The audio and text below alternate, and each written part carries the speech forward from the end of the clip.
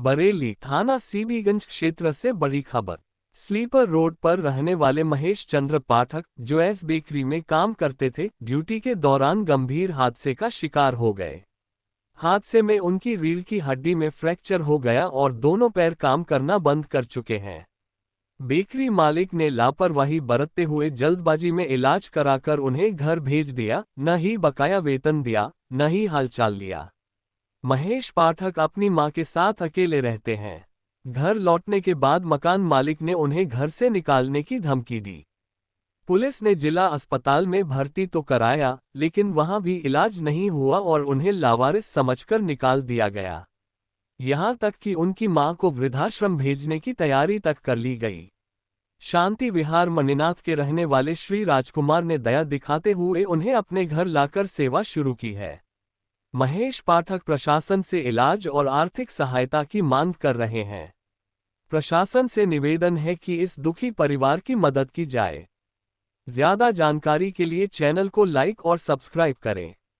टुक टुक गाड़ी जो कि भाड़े की थी वो मेरे ऊपर पलट गई, जिससे मेरी स्पाइन की नली टूट गई और उसके बाद में मेरी पैरों की जान तुरंत निकल गई।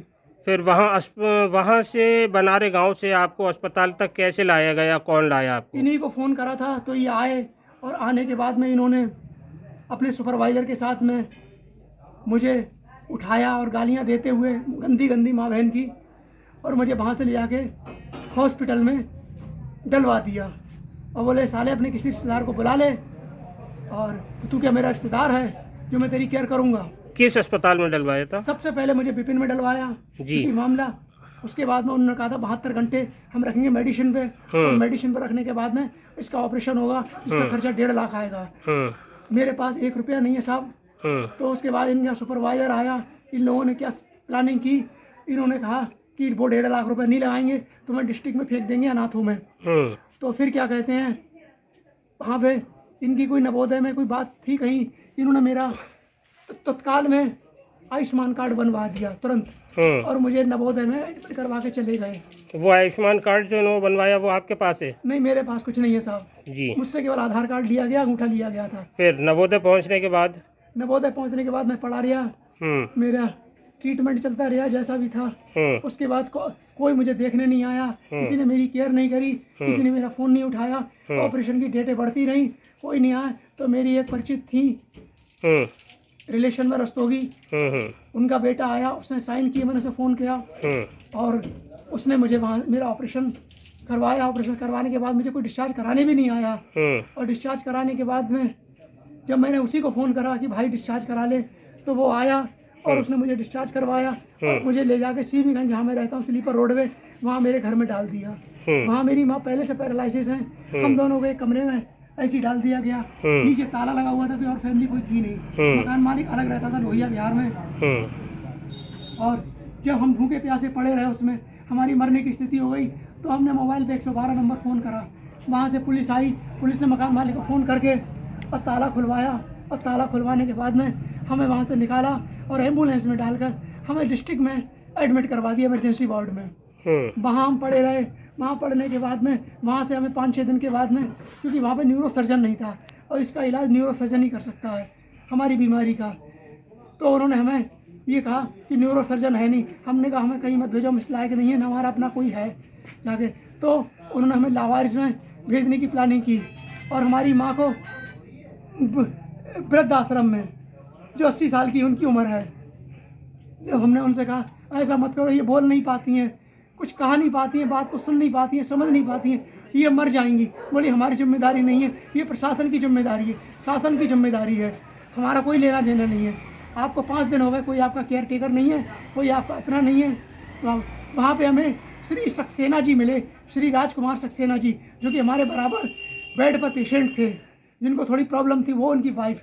हमने इनसे रिक्वेस्ट की, इन्होंने सारा प्रकरण सुना और इनकी आंखों में आंसू आ गए मेरी माँ की दशा देख के और मेरी कंडीशन देख के, और इन्होंने हमें अपने गले लगवाया और गले लगाने के बाद में हमारी केयर कर रहे हैं और हमारा थोड़ा बहुत सामान भी वहाँ से ले आए और लाने के बाद अपने घर में रख रहे हैं। हमारी लेटरिन बाथरूम केयर और खाना पीना ये अपने ऊपर ले रहे हैं हमारे लिए। भगवान अगर ये नहीं होते तो आज हम दोनों माँ बेटे कब के मर गए होते। हम शासन और प्रशासन से ये गुहार करते हैं कि हमारे मालिक से हमारी तनख्वाह दिलवाई जाए, हमें ठीक करवाया जाए, हमारा इलाज करवाया जाए। आपकी कितने माह की तनख्वाह बकाया है? मेरी वैसे तो 3 से 5 माह तक की है, लेकिन अब वो मेरे ऊपर ही उल्टा निकाल रहे हैं, क्योंकि मेरे तनख्वाह हमारी कोई रिटर्न में नहीं मिलती थी, बाई हैंड मिलती थी। अब वो कह रहे थे हमारा तेरा कोई पैसा मेरे ऊपर नहीं निकल रहा, सब दे चुका हूँ मैं। और गालियाँ बकते हैं, जो कि क्लिप में भाई साहब को सुना चुका हूँ, गंदी गंदी। जी। मैं प्रशासन से, मोदी जी से, योगी जी से ये गुहार करता हूँ कि मेरी फरियाद सुनी जाए और मुझ पर दया की जाए, मेरी बूढ़ी माँ पे दया की जाए और मुझे तत्काल इलाज मेरा कराया जाए और मेरी मदद की जाए, वरना सुसाइड के अलावा, हम दोनों माँ बेटों के अलावा कोई रास्ता नहीं है। चलिए, मैं दिखाना चाहूँगा आपको इनकी माँ, जो बोलने से भी लाचार हैं, चलने फिरने से लाचार हैं। ये इनके साथ ही यहाँ रहती हैं, जिन्हें वृद्धाश्रम में डालने की बात कही गई थी। ये देखिए, आप देख सकते हैं कि ये बोलना चाहती हैं, मगर ये बोल नहीं पाती हैं। ये हाथ और पैरों से अपने लाचार हैं। और इसके बाद में राजकुमार जी, आपसे पूछना चाहूँगा, आप इन्हें साथ में लेकर आए डिस्ट्रिक्ट अस्पताल से यहाँ? जब इनको लाभार्थी को भेजने वाली बात हो रही थी जी, मैं 22 तारीख को एडमिट हुआ था जी, क्योंकि मेरे हार्ट में पेन उठा था। 26 तारीख को मेरा 21-22 में एडमिट हुआ था। तो ये बूढ़ी माता है नहीं, बराबर बैठी, लैट्रिन करी हुई थी और 2 दिन से बदबू आ रही थी, साफ करने वाला नहीं था। तो हमने अपनी बाइक के द्वारा इनको साफ करवाया, खाना वाना करवाया। उसके बाद में फिर इनको जब लाभार्थी भेजने वाली बात आई, रोने लगे तो रोने लगे। फिर हम इन्हें अपने साथ इस मकान पर, किराए का मकान मेरा अपना नहीं है जी, इस मकान में इन्हें साथ लाया हूँ। 27 तारीख को वहाँ डिस्चार्ज करा कर आया हूँ। तो आप देख सकते हैं 27 मई के बाद ये